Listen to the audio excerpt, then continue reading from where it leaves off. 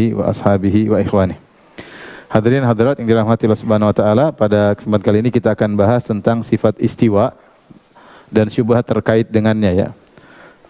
Syubhat-syubhat terkait sifat istiwa. Baik, kita bahas ini. At-Tahawi berkata, wa huwa jalla jalaluhu mustaghnin 'anil arsy wa ma dunahu. Dan dia Allah Subhanahu wa taala mustaghnin, tidak butuh kepada arsy dan apa yang di bawah arsy ya.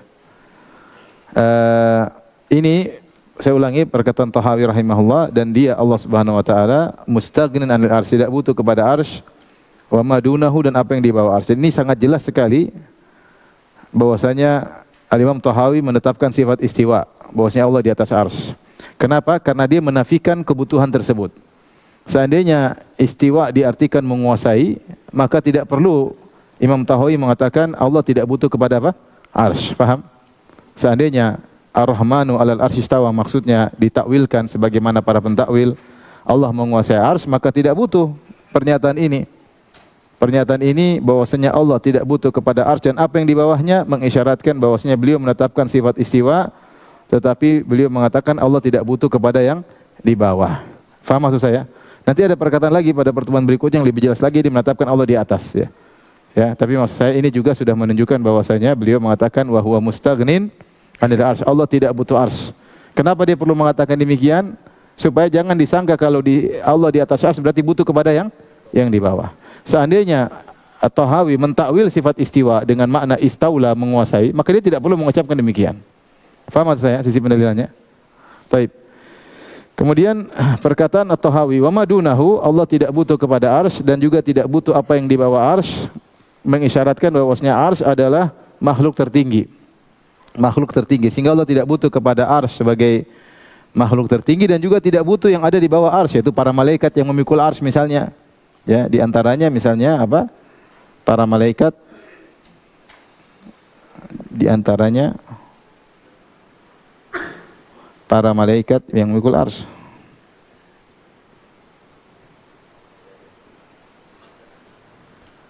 Allah tidak butuh.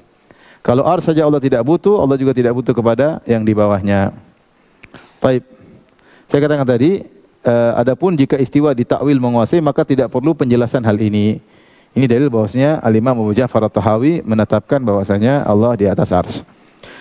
Baik, sekarang kita bahas dalil bahwasanya bahwa Allah Maha tidak membutuhkan. Allah Maha Kaya, tidak membutuhkan. Dari dua sisi.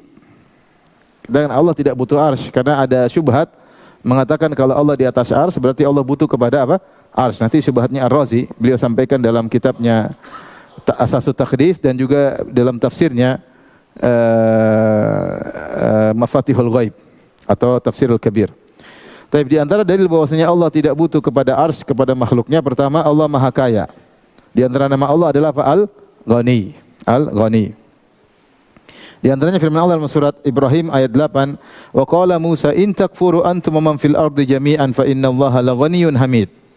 Berkata Musa kepada kaumnya, jika kalian seluruhnya kafir dan juga seluruh di atas muka bumi kafir, maka sungguhnya Allah itu Maha Kaya dan Maha terpuji. Artinya kekafiran kalian seluruhnya tidak menjatuhkan harkat martabat Allah, dan Allah tidak butuh dengan kalian, tidak butuh dengan ibadah kalian. Allah Maha Kaya. Makanya Allah mengatakan in ahsantum li anfusikum. Kalau kalian berbuat kebaikan adalah untuk diri kalian sendiri. Ya, Allah tidak butuh dengan kebaikan kalian. Dan dalam hadis qudsi Allah mengatakan, ya ibadi law anna awwalakum wa insakum wa jinnakum awwalakum wa akhirakum wa insakum wa jinnakum kanu ala atqa qalbi rajulin wahidin minkum ma zada fi mulki syai'a. Wahai hamba-hambaku, jika kalian dari awal sampai akhir, jin dan manusia seluruhnya hatinya seperti orang yang paling bertakwa, seluruhnya seperti hati Muhammad sallallahu alaihi wasallam, atau seluruhnya seperti hati Jibril alaihissalam, tidak akan menambah kekuasaanku sedikit pun. Allah tidak butuh dengan ketakwaan kalian. Maka di sini Nabi Musa menyampaikan sebaliknya, seandainya kalian kafir seluruhnya, maka Allah tetap Maha Kaya dan Allah Maha terpuji. Demikian juga dalam surat Luqman, Kata Allah, "May yashkur fa innama yashkuru li nafsihi." Siapa yang bersyukur untuk dirinya, Allah tidak butuh dengan terima kasihnya. Wa man kafara fa innallaha ghaniyyun hamid. Siapa yang kafir, Allah Maha Kaya. Tidak ada urusan dia mau kafir, Allah Maha Kaya, Maha terpuji. Kemudian juga dalam ayat yang lain dalam surat Al-Imran kata Allah Subhanahu wa taala, "Wa man kafara fa innallaha ghaniyyun 'anil 'alamin." Itu lillahi al-nasi hijjul baiti man istata'a ilaihi sabila. Wa man kafara fa innallaha ghaniyyun 'anil 'alamin. Siapa yang kafir, maka sungguhnya Allah Maha Kaya dari seluruh alam semesta. Al-alamin adalah ma siwa Allah, selain Allah. Al-alamin itu artinya apa? Selain Allah. Jadi Allah Maha Kaya, tidak butuh dengan alam semesta. Bagaimana dia butuh sementara dia yang menciptakan alam semesta tersebut? Bagaimana dia butuh sementara dia menciptakan seluruh makhluk? Dan dia sudah Maha Kaya sebelum makhluk itu ada. Dalam hadis qudsi Allah berfirman, "Ya ibadi innakum lan tablughu dhurri fatadurruni." Wahai hamba-hambaku, kalian tidak bisa tidak bisa memberi mudarat sehingga kalian bisa beri mudarat kepada aku. Jadi tidak ada ceritanya kalian bisa memberi mudarat kepada aku, enggak ada ceritanya. Walan tablughu naf'i fatanfa'un. Dan kalian tidak bisa memberi manfaat kepada aku sehingga kalian mau kasih manfaat pada aku. Tidak ada ceritanya kalian bisa beri manfaat kepada aku. Aku tidak butuh manfaat dan aku tidak bisa menerima kemudaratan. Karena aku Maha Kaya. Baik. Yang kedua, ini tadi nama Allah Al-Ghani menunjukkan Allah tidak butuh kepada makhluknya sama sekali. Sehingga ketika Allah di atas arsy, Allah pun tidak butuh kepada arsy, ya. Ketika Allah di atas arsy, Allah tidak butuh kepada arsy. Yang kedua, nama Allah Al-Qayyum. Perhatikan Al-Qayyum. Apa makna Al-Qayyum? Al-Qayyum maknanya adalah qaimun bidzatihi, tegak sendiri, tidak butuh kepada yang lainnya. Bahkan sebaliknya, muqimun li ghairihi, menegakkan selainnya. Menegakkan selainnya. Makanya orang mengatakan Al-Hayyu Al-Qayyum. Al-Qayyum yaitu maknanya Allah tegak sendiri dan Allah menegakkan yang lainnya. Ya. Kalau Allah tidak menegakkan yang lainnya, maka makhluk tidak bisa tegak. Makhluk itu tegak karena siapa yang menegakkannya? Allah Subhanahu wa taala. Allah yang menciptakannya dan Allah menjaganya. Di antara dalilnya lihat, Innallaha yumsikus samawati wal ardu an tazula, dalam surat Fatir 41. Sungguhnya Allah memegang langit dan bumi agar tidak hilang. Allah yang menjaga. Jadi langit dan bumi yang butuh kepada siapa? Allah. Langit dan bumi yang butuh kepada Allah. Alam semesta yang butuh kepada Allah Subhanahu wa taala. Demikian juga wala yaudu hifdzuhuma wa huwal aliyul azim. Dan tidak letih bagi Allah untuk menjaga langit dan bumi. Dan Dia Maha tinggi lagi Maha agung. Jadi makhluk yang butuh kepada Allah Subhanahu wa taala. Ya, makhluk yang butuh kepada Allah Subhanahu wa taala. Allah di atas arsy dan Dia tidak butuh kepada makhluknya. Justru Dia yang memegang langit dan bumi. Justru Dia yang mengatur langit dan bumi. Paham sampai sini? Jadi Allah di atas arsy, tidak butuh kepada yang di bawah. Kita lanjut. Ini dalil umum. Nah, sekarang saya akan sampaikan syubhat Razi. Kenapa sampai ada pernyataan dari Al-Imam Tahawi bahwasanya wa huwa mustaghnin 'anil arsy wa madunahu. Bahwasanya huwa azza wa jalla, Allah tidak butuh kepada arsy dan apa yang di bawahnya, karena memang ada syubhat. Ada syubhat seakan-akan kalau di atas Allah butuh kepada yang di bawah. Ar-Razi mengatakan dalam kitab tafsirnya dan juga dalam As-Susus Taqdis, jika Allah di atas arsy, maka kata beliau, berarti Allah lebih kecil dari arsy. Ini yang pertama, kelaziman pertama, konsekuensi yang pertama, Allah lebih kecil dari arsy. Karena yang di atas lebih kecil daripada yang di bawah. Ini Razi mengatakan demikian. Konsekuensi yang kedua, jika Allah di atas arsy, berarti Allah membutuhkan arsy sebagaimana butuhnya raja kepada singgasananya. Paham? Sebagaimana butuhnya yang di atas kepada yang di bawahnya. Ini logika Razi. Baik. Bantahan, kita katakan sebelum kita bantah, kita bilang Ar-Razi salah dalam dua hal. Dia mengapa mengambil kesimpulan ini? Ya, karena dibangun di atas dua hal yang keliru. Dua hal yang keliru. Yang pertama, atau kita balik ya. Nomor satu, nomor dua. Yang pertama, data yang ada pada Razi tidak lengkap. Dia menyangka semua yang dia lihat, yang dia ketahui, bahwasanya di atas pasti lebih kecil daripada di bawah, yang di atas butuh kepada yang di bawah, ternyata tidak lengkap. Ternyata ada makhluk yang tidak demikian. Contohnya langit dan bumi. Ada makhluk yang tidak demikian. Langit dengan bumi, mana yang di atas? Langit. Mana yang lebih besar, langit atau bumi? Langit. Apa langit butuh kepada bumi? Jawabannya tidak. Bi ghairi amadin tarawunaha, khalaqas samawati wal arda bi ghairi rafa'as samawati bi ghairi amadin tarawunaha. Allah mengangkat langit tanpa ada tiang yang kalian lihat, tidak ada. Jadi langit di atas lebih besar daripada di bawah bumi, dan langit tidak butuh kepada apa? Bumi. Ternyata ada makhluk, sehingga ketika Razi mengambil ini namanya kias syumul, dia buat kaedah bahwasanya namanya kias syumuli. Kalau kita belajar kias syumuli itu kaedah, terus di bawahnya ada anggota-anggotanya. Itu kaedahnya yang di atas pasti butuh kepada yang di bawah. Ini syumul, mencakup, maka dia sama. Kalau begitu seluruh makhluk yang di atas butuh yang di bawah. Berarti Allah juga yang di atas butuh kepada yang di bawah. Ternyata kaedahnya tidak benar. Karena ternyata tidak semua yang di atas butuh kepada yang di bawah. Paham? Ya, taib. Kemudian yang kedua, kalaupun ini kaidah benar, taruhlah datanya semua makhluk seperti itu, ya. Taruhlah, saya katakan, seandainya memang semua makhluk seperti itu,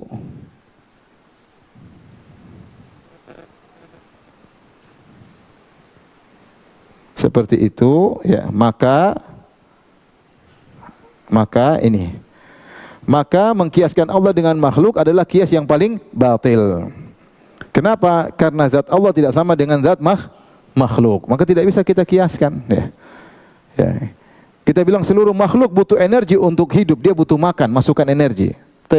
Benar, tapi Allah tidak bisa dikiaskan. Allah, ya, tidak butuh makan, tidak butuh minum. Beda dengan makhluk. Makhluk butuh makan, butuh apa? Minum, ya. Seperti itu, ya. Ya, maka kalaupun makhluk semuanya seperti itu, maka tidak bisa kita mengkiaskan Al-Khaliq, pencipta, dengan makhluk. Makanya timbullah kaidah yang disebut oleh para ulama, mereka mengatakan kullu mu'attilin musyabbih. Mu'attil, setiap penolak sifat dia pasti mentasbih dulu sebelum dia menolak. Setiap penolak sifat pasti mentasbih dulu sebelum menolak sifat. Razi kenapa dia menolak sifat istiwa? Karena dia bayangkan seperti makhluk. Kalau gitu tidak bisa. Kalau gitu kita tolak sifat istiwa. Jadi dia sebelum menolak, seperti ada orang, Allah tidak punya tangan. Kenapa? Karena dia memikirkan dulu tangan makhluk. Baru dia pasang, kalau gitu Allah tidak pantas punya tangan. Kenapa? Karena dia mentasbih dulu, dia menganggap tangan Allah seperti tangan apa? Makhluk, ya. Allah tidak punya wajah, padahal dalam ayat, dalam hadis banyak sekali. Kenapa? Karena dia pikir wajah Allah seperti wajah makhluk. Maka dia tasbih dulu, maka kemudian dia tolak, seperti itu. Maka tidak ada seorang pun yang menolak sifat Allah kecuali sebelum dia menolak dia mentasbih. Seperti Razi, dia mentasbih dulu dengan kaedah setiap yang di atas pasti lebih kecil daripada yang di bawah, dan setiap di atas pasti butuh kepada yang di bawah. Ternyata kaidah pun tidak benar karena ada makhluk yang tidak demikian. Taruhlah itu benar, seluruh makhluk seperti itu, maka tidak bisa Allah dikiaskan dengan makhluk. Faham sampai sini? Taib. Nah, padahal kenapa tidak boleh mentasbih? Karena kaidah di sini ada kaidah, ya.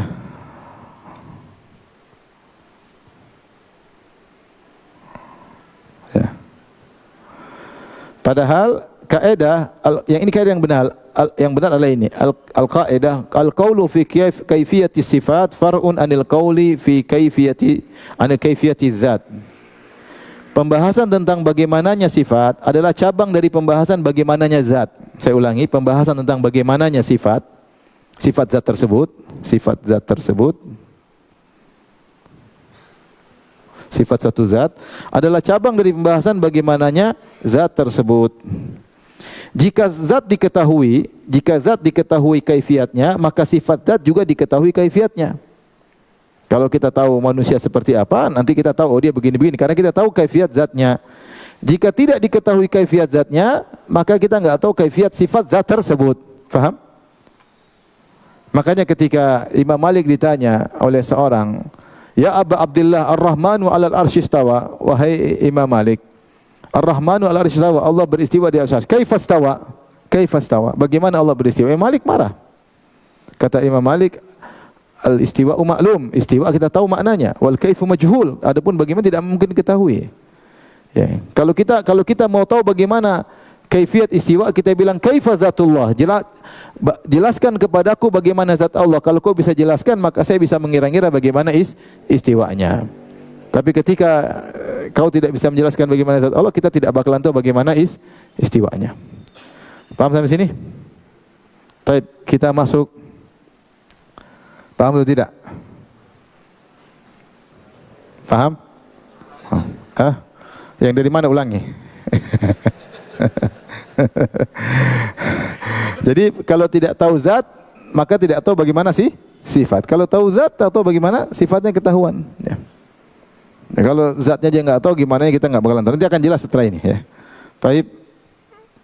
Kaidah terkait sifat Allah, saya akan jelaskan. Imam Syafi'i berkata, qala Syafi'i, innal lil aqli haddan yantahi ilaihi. Maknanya akal itu memiliki keterbatasan sebagaimana indera-indera yang lain. Akal itu punya keterbatasan sebagaimana indera yang lain. Sebagaimana mata ada keterbatasan, ada jarak pandang, kalau gelap dia nggak bisa lihat, terlalu terang dia nggak bisa lihat, di balik tembok dia nggak bisa lihat, terlalu kecil dia nggak bisa lihat. Ya. Nempel di mata juga nggak bisa lihat, terlalu nempel. Jadi mata itu punya keterbatasan. Sama pendengaran juga punya keterbatasan. Interval frekuensi sekian sampai sekian dia bisa dengar. Lebih tinggi dia nggak bisa dengar, terlalu rendah dia nggak bisa dengar. Kenapa? Karena punya keterbatasan. Akal pun demikian. Akal itu punya keterbatasan dalam beranalogi. Jadi bagaimana mekanisme akal itu adalah mesin pengelola data. Cara bekerjanya akal adalah dengan mengelola data yang ada dengan menggunakan analogi atau kias. Ini cara akal berpikir. Dia punya data, kemudian dia menganalogikan. Jika data tidak ada, maka akal tidak bisa bekerja. Jika tidak ada data, dia tidak bisa bekerja. Akal itu bekerjanya apa? Menganalogi. Kalau mata kan dengan cahaya dia melihat. Kalau akal dengan analogi. Kalau ada data dia bisa kelola, kalau tidak ada data dia tidak bisa kelola. Saya kasih contoh seperti ini. Disebut dengan sahibuddik. Ada orang sejak lahir buta, dia tidak bisa lihat kecuali 1 detik. Ketika dia lihat umur 10 tahun, dia bisa melihat yang dia lihat ayam jago. Ayam jago 1 detik, kemudian dia buta lagi. Tapi data yang masuk pada benaknya cuma data apa? Ayam jago. Dia enggak pernah lihat yang lain. Seumur hidup enggak ada yang pernah lihat kecuali ayam jago. Maka kalau kita bilang, tahukah engkau kambing? Dia akan bingung, kambing seperti apa dibanding ayam jago. Maka dia berusaha mengelola data ayam jago. Oh, kambing itu seperti ayam jago, cuma gemuk. Kita memanfaatkan data yang ada, cuma kita analogikan. Anggap kau tahu ayam jago kan tahu. Nah, itu jenggernya tidak ada misalnya. Kemudian dia begini, dia gemuk, giginya begini, kemudian dia mulai mengelola, tapi dia menggunakan data yang ada. Paham? Nanti kita bilang, kau tahu cewek enggak? Ya, cewek itu seperti ayam jago. Cuma manis misalnya. Dia enggak bisa mikir karena yang dia tahu cuma ayam jago. Enggak suruh bayangin cewek enggak bisa karena dia enggak punya data. Dia enggak bisa akan menghayal karena kemampuan akal berpikir itu cuma mesin pengelolanya adalah analogi dengan menggunakan data yang ada. Kalau datanya enggak ada, dia enggak bisa berpikir. Nah, coba saya suruh antum berpikir ini. Coba bayangkan ya, ini mesin ada, otak ada, tapi data enggak ada. Ini contoh. Ini contoh, ya. Mesin pengelola apa tadi? Akal atau apa? Analogi. Tapi salah data. Taib. Datanya tidak matching. Coba saya pertama suruh bayangkan jantung malaikat. Allah berfirman dalam Al-Quran dalam surat Saba, hatta idza walatan fa syafa'atu indahu illa bi'izni hatta idza fuzi'an qulubihim qalu madza qala rabbukum. Sehingga ketika dicabut rasa takut dari jantung malaikat. Ini artinya jantung malaikat.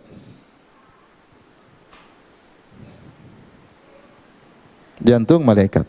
Coba antum bayangkan jantung malaikat. Antum coba sekarang bayangkan. Data apa yang antum gunakan untuk membayangkan jantung malaikat? Itu manusia. Atau jantung kodok atau jantung pisang ya. Ya, enggak ada. Itu enggak bisa gunakan. Ketika menghayal, padahal malaikat itu tuh tidak makan, tidak minum. Padahal malaikat tidak ada aliran darah, paham? Padahal malaikat tidak ada katup masuk, tidak ada kolesterol, tidak ada asam urat. Antum pasti bayanginnya seperti jantung apa? Manusia. Antum enggak bisa bayangkan kecuali itu. Itulah data yang antum miliki untuk antum mengelola, padahal zat malaikat tidak sama dengan zat manusia. Faham?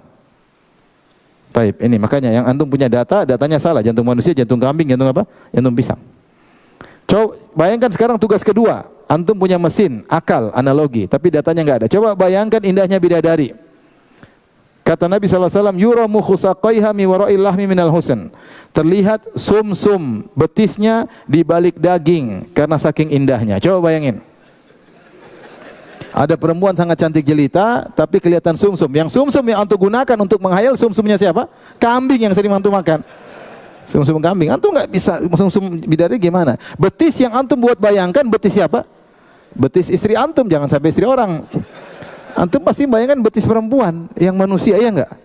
Antum nggak bisa. Antum mencoba menghayalkan keindahan, tidak bakalan sampai karena datanya nggak ada, nggak bisa. Antum menggunakan data yang salah. Datanya tidak matching dan tidak bisa dikiaskan antara wanita dunia dan wanita apa? Bidadari. Nggak bisa. Makanya supaya tidak disangka buruk, ya, Rasulullah mengatakan minal husni, terlihat sumsum betisnya di balik daging betisnya karena saking indahnya. Rasulullah telah namanya ihtiras, kata Nabi, saking indahnya supaya tidak salah sangka. Karena kalau kita menggunakan data kita pasti ngeri. Gendruwo, mak lampir, si manis jembatan Ancol masih mending ini pasti. Karena bagaimana terlihat darahnya, dagingnya, sumsumnya, pasti kita takut. Lihat apa dia tembus pandang. Makanya otak antum ada, akal ada, tapi data tidak punya, sehingga tidak bisa dilakukan analogi tersebut. Mesinnya buntu, data nggak ada. Kalau di barcode nggak bisa kebaca karena nggak ada datanya. Baik, ini contoh bahwasanya akal kita terbatas. Demikian juga bahkan ada data ada, tapi kemampuan mesinnya terbatas. Dia Pentium 3. Nggak bisa lebih daripada, nggak mampu. Contoh saya bilang, bayangkan tampannya Nabi Yusuf. Nabi Yusuf manusia seperti kita atau tidak? Manusia seperti kita nggak? Seperti kita. Tetapi kita hanya bisa menghayal manusia tertampan yang pernah kita lihat. Lebih dari itu kita nggak mampu. Tampannya Nabi Yusuf yang ketika para wanita melihatnya, falamma ra'aynahu akbarnahu wa qata'na aydiyahunna wa qulna hasya lillahi ma hadza bashara in hadza illa malakun karim. Ketika para ibu-ibu melihat Yusuf, mereka pun memotong-motong tangan mereka saking tampannya Nabi Yusuf. Ada yang bilang langsung pingsan, ada yang bilang langsung haid, ada yang langsung saking tampannya histeris lihat tampannya Nabi Yusuf. Sampai mereka potong tangan, mereka tidak sadar. Ya.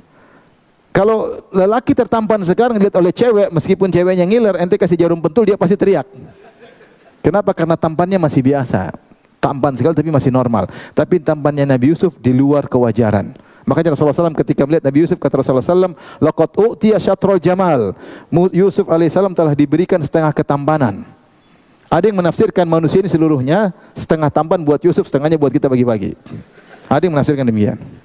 Artinya tampannya luar biasa, dan ini mungkin, ya, ada hal yang tidak bisa kita bayangkan karena kemampuan akal kita terbatas. Jadi data ada karena Yusuf mirip dengan kita, tapi ketika kita menganalogi susah. Kita menganalogi susah karena kemampuan kita, mesin kita ini Pentiumnya terbatas. Jadi kita lebih tampan lagi. Coba saya ini rambutnya jadi lurus. Mentok, nggak bisa. Bisa. Makanya kalau suruh bayangin cantiknya bidadari juga nggak bisa. Terbatas, otak buntu. Bayangin istri terus yang muncul. Nggak mampu otak ini menghayal karena otak hanya bisa menghayal wanita tercantik yang pernah dia lihat. Dia bisa menghayalkan, mungkin bodinya begini, kurang begini. Dia analogi. Tapi tidak akan sampai kepada cantiknya bidadari. Kenapa? Akalnya terbatas. Itu datanya saja ada, kita tidak mampu untuk menghayalkannya. Kenapa? Karena Pentium akal kita sangat terbatas. Paham? Bagaimana kalau datanya tidak ada. Sekarang saya contohkan tentang istiwa secara khusus. Ini paham? Paham ya? Baik, sekarang kita masuk istiwa secara spesifik. Nah, ini istiwa, sifat istiwa. Al-istiwa dalam Al-Quran disebutkan dengan banyak lafal. Ada istiwa ila, ada fastawa, ada istawa saja tanpa ada huruf ta'diyah. Dan yang kita maksudkan adalah istawa ala. Yang kita maksudkan adalah lafal istawa ala. Karena ini yang jadi pembahasan kita, ya. Makanya ketika ada sebagian ahlu ta'wil yang mengatakan istiwa maknanya banyak. Dia benar kalau istiwa doang maknanya banyak. Ada istiwa kosongan, ada istiwa ma'a, ada istiwa ila, ada istiwa ala. Yang kita bicarakan bukan mutlak istiwa, tapi yang kita bicarakanlah istawa ala, faham? Karena yang digunakan oleh Allah dalam Al-Quran terkait dengan Allah terkait dengan arsy itu ala.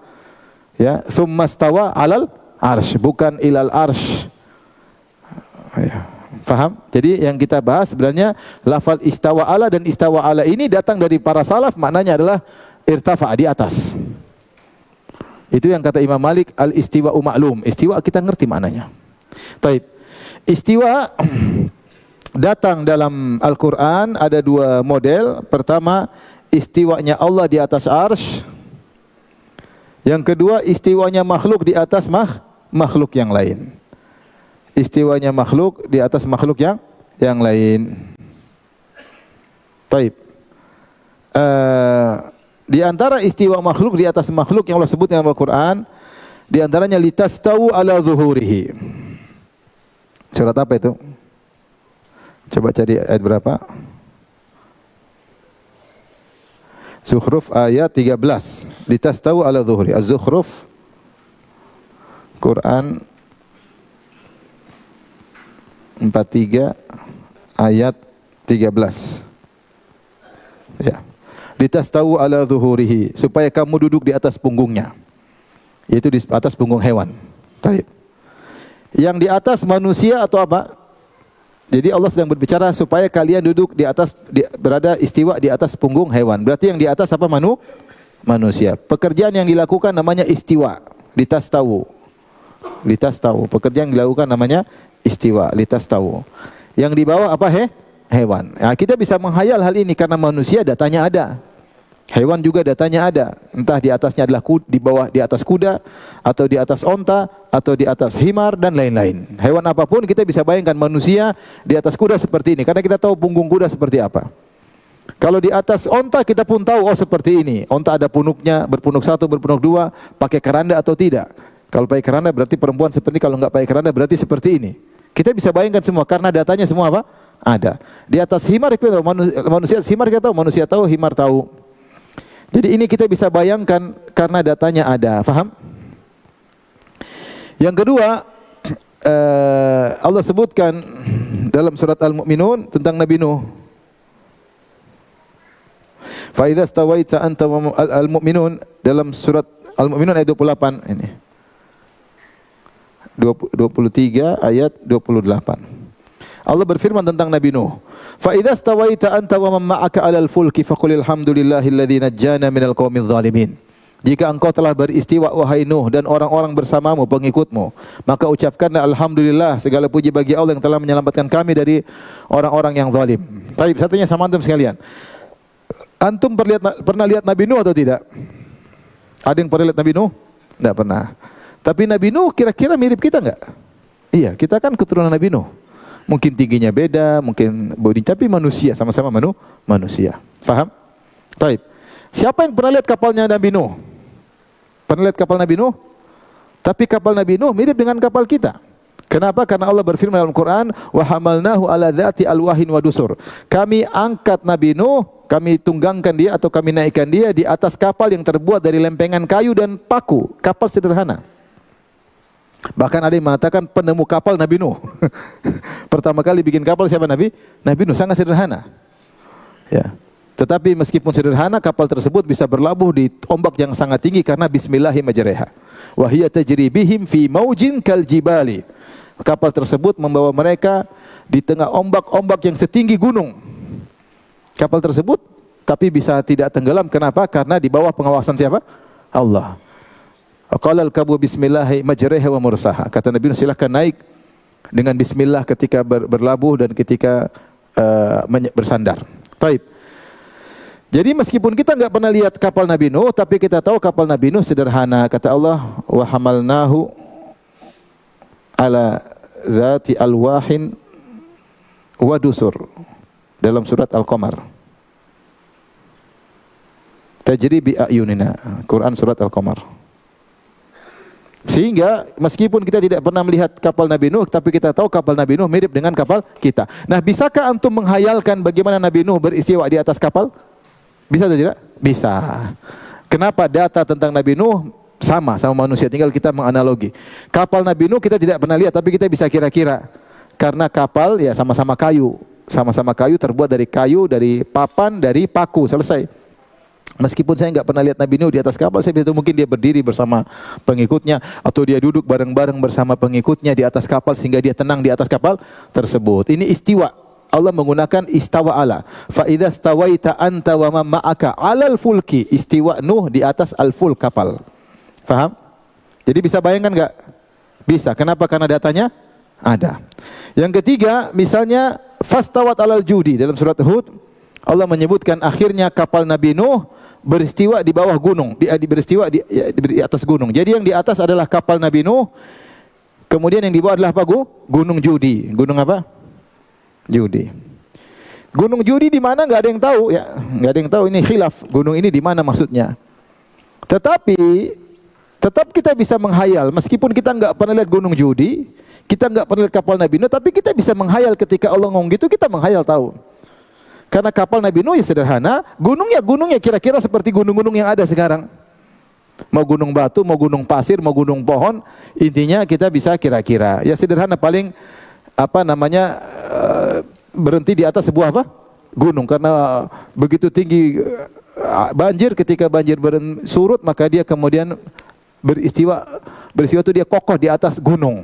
Dia tidak jatuh tapi dia kokoh. Paham? Kita bisa bayangkan enggak? Bisa. Karena kapal kita tahu datanya ada, gunung juga datanya ada. Seperti saya sampaikan, saya pernah di waktu kejadian tsunami, ya kita punya kawan di Banda Aceh ya. Jadi beliau keluarganya selamat ketika beliau pulang. Beliau ada tugas di luar kota, kemudian ketika pulang terjadi tsunami, maka dikatakan keluargamu sudah meninggal semuanya. Karena areal situ semua sudah orang pada meninggal karena tsunami. Ternyata keluarga dia selamat. Kok bisa selamat? Ternyata ada kapal yang istiwa di atas rumahnya. Jadi ketika banjir itu kapal itu nempel di atas apa? Rumahnya. Qadarullah sebelumnya tuh ada cerita, ada tangga yang dipinjam oleh tetangga, tangga itu masih nempel di situ sehingga bisa dinaikin untuk naik kapal tersebut, istrinya dan anak-anaknya. Akhirnya istiwa kapal di atas apa? Rumah. Antum nggak pernah lihat kan? Tapi bisa bayangkan nggak? Bisa. Cari di Google ada ya. Dan sekarang rumah jadi museum. Rumah kawan itu jadi museum ya. Meskipun kita nggak pernah lihat, tapi kita bisa bayangkan karena rumah ya mirip-mirip rumah Indonesia kayak apa, kapal ya kayak apa ya, sehingga terjadi seperti itu. Baik, yang keempat yang Allah sebut dalam Al-Quran, fastawa ala suqih, yaitu batang beristiwa di atas pokok, di atas akar. Ya, kita tahu batang pohon di atas akar ya kokoh, kita ngertilah. Ya, ketika Allah menyebutkan tentang perumpamaan para sahabat ya. Wa mathaluhum fil Injil kazar'in akhraja syata'ahu fastaghlada fastawa ala suqihi yu'jibu az-zurra'a liyaghidha bihimul kuffar. Perumpamaan para sahabat dalam Injil seperti tunas, tanaman yang mengeluarkan tunasnya kemudian membesar, kemudian kokoh di atas akarnya sehingga menyenangkan orang yang menanamnya. Itu kokoh, batangnya kokoh di atas akarnya. Kita paham atau tidak? Paham. Mau pohon apapun kita paham karena kita punya data. Taib. Sekarang ini adalah istiwa makhluk di atas makhluk. Perhatikan. Kita ngerti semua meskipun kita tidak melihat karena data kita ada. Ketika kita bicara istiwa Allah di atas arsy, ini agak repot. Yang di atas adalah siapa? Allah. Yang di bawah adalah arsy. Arsy kita pun datanya terbatas, arsy. Bagaimana? Langit saja kita lihat, langit itu kita lihat jelas dengan mata kita, tapi bagaimananya ujungnya, pangkalnya, paling luarnya seperti apa kita nggak tahu. Tahu nggak? Nggak tahu. Wassamaa banainaha biaidin wa inna lamusiun. Langit kami bangun dengan kekuatan dan kami luaskan langit tersebut. Situ ada rembulan, situ ada matahari, itu baru langit pertama, belum langit kedua, langit ketiga, langit keempat, langit ketujuh. Bagaimana langit kita nggak bisa bayangkan. Meskipun kita lihat di depan mata kita langit yang pertama, langit kedua gimana nggak tahu, langit ketiga nggak tahu, langit ketujuh nggak tahu seperti apa. Taib arsy ada informasi. Arsy adalah bahwasanya dia adalah atapnya apa? Surga Firdaus. Seperti apa? Ada yang bilang seperti kubah, wallahu alam. Tapi seperti apa kita nggak tahu. Sehingga membayangkan ars paling atas luar bentuknya seperti nggak tahu. Itu baru arsnya. Apalagi Allahnya kita nggak tahu. Kita nggak tahu bagaimana zat Allah Subhanahu wa taala. Sehingga untuk mengatakan bagaimananya Allah di atas ars, Anda harus punya data tentang zat Allah dan Anda harus punya data lengkap tentang ars. Baru Anda bisa bayangkan. Kalau Anda nggak punya data tentang Allah, zatnya Anda nggak tahu, dan Anda tidak punya data lengkap tentang ars, Anda tidak bisa bayangkan. Anda mencoba untuk bayangkan, data yang digunakan salah. Seperti Rozi salah menggunakan data, dia pakai data makhluk untuk bayangkan Allah di atas apa? Ars. Paham? Makanya saya bilang Rozi itu salah. Kenapa dia salah menggunakan data? Ketika dia bicara tentang Allah, dia salah menggunakan data. Data yang digunakan data makhluk, sehingga dia mengambil kesimpulan setiap yang di atas pasti butuh kepada yang di bawah, yang di atas pasti lebih kecil daripada yang di bawah, dan Allah Maha suci dari itu semua. Akhirnya dia tolak. Kita bilang akal mesin pengelolanya udah pakai Pentium, udah benar, Intel prosesor, tapi datanya salah, sehingga outputnya salah. Salah. Jadi itulah dikatakan oleh para ulama, kullu mu'attil musyabbih, kullu mu'awwil musyabbih. Setiap orang yang mentakwil, setiap orang yang menolak sifat kemudian mentakwilnya, maka sebelum dia mentakwil dia pasti mentasbih. Bagaimana cara mentasbih? Dia menggunakan data untuk menghayal. Data yang dimasukkan pada otak mesin pengelolanya itu adalah dengan apa? Data yang salah. Paham sampai sini? Paham? Ya udah, kalau orang tanya, Ustadz gimana Allah beristiwa? Allah bagaimana dulu? Jelaskan sama saya. Ya, saya nggak tahu. Ya sudah, kamu nggak tahu mau nanya-nanya saya. Kalau kamu tahu saya jelasin. Gitu. Ustadz, tangan Allah bagaimana? Allah bagaimana dulu? Allah bagaimana dulu? Nggak tahu. Antum menghayal aja. Saya baca hadis-hadis juga kita bisa menghayal. Jadi Rasulullah menyebutkan ketika mayat mati, seorang meninggal, kan ruhnya diambil kan, kemudian dikembalikan ke jasadnya, kemudian ditanya oleh malaikat Munkar Nakir. Setelah itu mereka mengalami kenikmatan atau azab. Yang mengalami kenikmatan, kata Nabi, ruh orang mukmin seperti burung terbang-terbang di surga. Bagaimana kaitannya ini? Jasadnya di ini, atau kita tidur, ruh kita, kata Allah, ruh keluar dari tubuh. Kalau Allah pegang tidak kembali berarti mati. Tapi dia tidak lepas secara total. Kalau lepas secara total, ruh keluar dari jasad namanya apa? Tewas. Jadi kalau ruh keluar otomatis dari jasad secara total berarti mati. Tetapi ternyata dalam alam mimpi ruh itu berjalan kemana-mana, tapi dia tidak terlepas dari apa? Dari jasadnya. Bagaimana kita nggak bisa bayangin? Ruh kita, karena kita nggak tahu ruh seperti apa, kita nggak bisa, karena kita nggak tahu data tentang ruh, tidak ada. Dia seperti apa. Seperti matahari dia sampai ke bumi cahayanya, zatnya tetap di atas nggak? Tapi keterkaitan antara cahaya matahari dengan matahari yang jaraknya katanya 150 juta kilometer, ternyata cahayanya bagian dari matahari sampai ke bumi, sementara zatnya tidak harus sampai ke bumi pusatnya. Mungkin saja, maksudnya jasad kemudian ruh pergi ke surga, terus gimana ya Allah alam, nggak tahu. Kita nggak bisa bayangin. Kenapa? Karena data kita tentang ruh tidak ada. Ruh itu maksudnya gemuk atau kurus. Bisa jadi orangnya gemuk tapi ruhnya atau sebaliknya, orangnya kurus ruhnya gede, kita nggak tahu ya unsur apa ruh tersebut. Wa yas'alunaka 'anir ruh qul ruhu min amri rabbi. Mereka bertanya kepada tentang ruh, bilang itu urusan Tuhanmu, nggak ada yang tahu. Kau bicara apa? Kita nggak tahu. Sehingga kalau membayangkan gimana Ustaz, jasadnya terus ruhnya kok terbang ke surga, jaraknya ya nggak tahu. Allahu a'lam, nggak tahu. Nah itu maksud saya, banyak hal yang tidak kita bisa bayangkan karena data tidak ada. Paham sampai sini? Baik, kita lanjut. Sekarang syubhat. Syubhat seputar istiwa. Ada 3 syubhat yang sebut di sini. Pertama, syubhatnya Razi tadi, jika Allah di atas ars maka Allah butuh ars setelah lalu bantahannya. Paham? Sudah kita bantah tadi. Jawabannya mudah. Jawabannya apa? Razi salah menggunakan apa? Data. Otaknya udah benar, akalnya udah benar, sama seperti akal manusia. Mesin prosesornya sudah benar, atau Pentium 4 atau Intel prosesor entah apa, tetapi datanya salah masukkan. Kalau data salah masuk, outputnya pasti salah. Yang kedua, kata mereka, syubhat kedua, Kata mereka, istawa maknanya istaula. Istawa makna istaula. Ini pembahasannya panjang. Saya bahas detail di Syarah Aqidah Wasithiyah, antum bisa lihat ya. Kata mereka, istawa maknanya istaula. Maka bagaimana kita membantah? Pertama, ini adalah takwilnya Mu'tazilah. Yang mentakwil istawa dengan istaula itu adalah Mu'tazilah. Adapun ahlu sunnah maupun ahlu hadis, mereka menafsirkan ala zahirnya, di atas. Para salaf juga mengatakan demikian. Ya. Oleh karenanya, kalau anda ingin mengambil takwilan Mu'tazilah dan Jahmiyah silakan. Yang mengatakan ini takwilan Mu'tazilah siapa? Yang bilang Abu Hasan Al-Asy'ari. Dia nukil dalam kitabnya Maqalatul Islamiyyin. Dia mengatakan adapun Mu'tazilah, maka mereka mentafsirkan istawa dengan apa? Istaula. Istawa maksudnya menguasai. Istaula maksudnya apa? Menguasai. Jadi kita enggak mau disamain dengan Mu'tazilah. Tapi yang kedua, jika demikian berarti Allah sebelumnya belum menguasai arsy. Kenapa? Karena banyak ayat dengan menggunakan kata summa. Summa artinya kemudian. Perhatikan. Summa. Contoh dalam surat Al-A'raf. Inna rabbakumullahu alladhi khalaqas samawati wal ard. Sungguhnya Rabb kalian Allah, dialah yang telah menciptakan langit dan bumi fi sittati ayyamin, dalam waktu 6 masa, 6 hari, thumma stawa 'alal arsy, kemudian Allah beristiwa di atas arsy. Kalau kita artikan dengan menguasai, berarti kita artikan sungguhnya Rabbmu Allah telah menciptakan langit dan bumi dalam waktu 6 hari, kemudian dia menguasai apa? Arsy. Berarti sebelumnya dia tidak kuasai. Dan adakah makhluk yang tidak dikuasai oleh Allah? Enggak ada. Sehingga kalau diartikan dengan menguasai, melazimkan sebelumnya Allah belum menguasai apa? Arsy. Paham?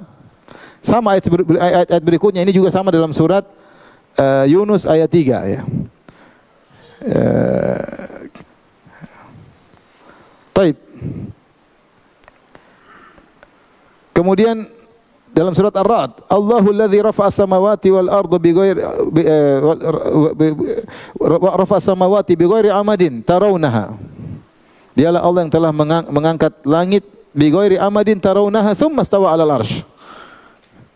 Kemudian Allah beristiwa di atas arsy. Jadi Allah bikin langit dulu sempurna, baru Allah beristiwa di atas arsy.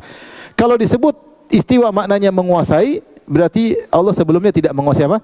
Arsy. Demikian dalam surat Al-Furqan. Allahu alladzi khalaqas samawati wal arda wa ma bainahuma fi sittati ayyamin thumma stawa 'alal arsy. Sama, wa huwa alladzi khalaqas samawati wal arda fi sittati ayyamin thumma stawa 'alal arsy. Ini semua melazimkan bahwasanya kalau begitu sebelum Allah menciptakan langit dan bumi, Allah belum menguasai apa?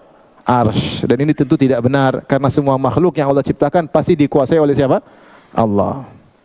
Maka ditafsirkan dengan menguasai tidak pas, karena Allah mengatakan kemudian. Kemudian padahal sebelum menciptakan langit dan bumi arsy sudah ada. Sebelum surat Hud, wa huwa alladzi khalaqas samawati wal arda fi sittati ayyamin wa kana arsyu 'alal ma'. Jadi arsy sudah ada, tapi belum dikuasai. Ini tidak pas, karena semua makhluk pasti dikuasai oleh Allah. Ya, jadi tidak tepat diartikan dengan menguasai.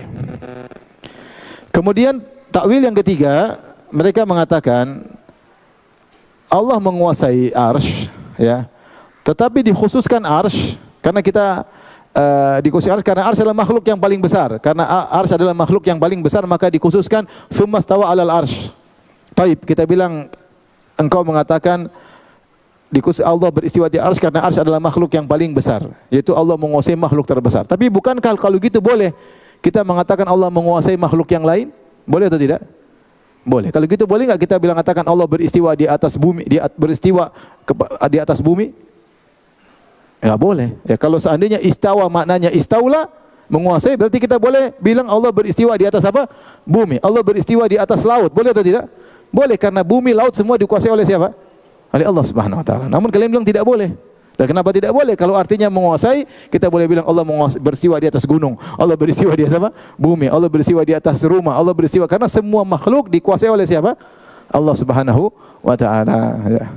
Maka ini semua menunjukkan bahwasanya syubhat-syubhat mereka adalah syubhat-syubhat yang batil. Yang benar istawa maknanya adalah di atas.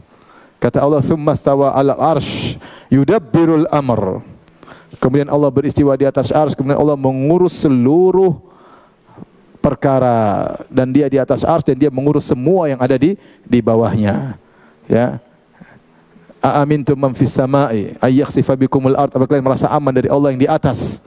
Kalian bermaksiat di bumi, kalian merasa aman meskipun Allah di atas, Allah bisa turunkan siksaan kepada kalian dengan membenamkan kalian. Dan kalian merasa aman meskipun Allah di atas. Allah di atas, yudabbirul amr, dia mengatur segala urusan.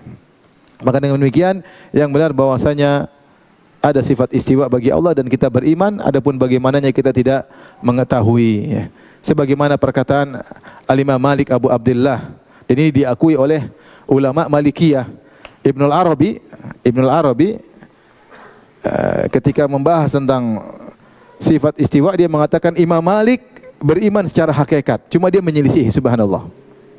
Sama juga Al-Qurtubi dalam tafsirnya, dia mengatakan salaf semua tidak ada yang mentakwil sifat Allah di atas. Nanti mungkin kita nukil suatu saat. Tidak ada yang menukil, tapi dia sendiri tidak menetapkan Allah di atas karena kuatnya syubhat yang masuk dalam benaknya. Tapi mereka mengakui bahwasanya salaf menetapkan sifat di atas. Imam Malik menetapkan sifat istiwa. Bahkan dia nukil perkataan Imam Malik ketika ditanya kaifastawa, maka Imam Malik mengatakan istiwa ma'lum wal kaifu majhul, bagaimana tidak diketahui. Bertanya tentang inilah bid'ah, wal imanu bihi wajib, yang wajib kita beriman tentang sifat istiwa tersebut. Allah taala alam bisawab. Demikian aja, azan dulu baru kita tanya jawab.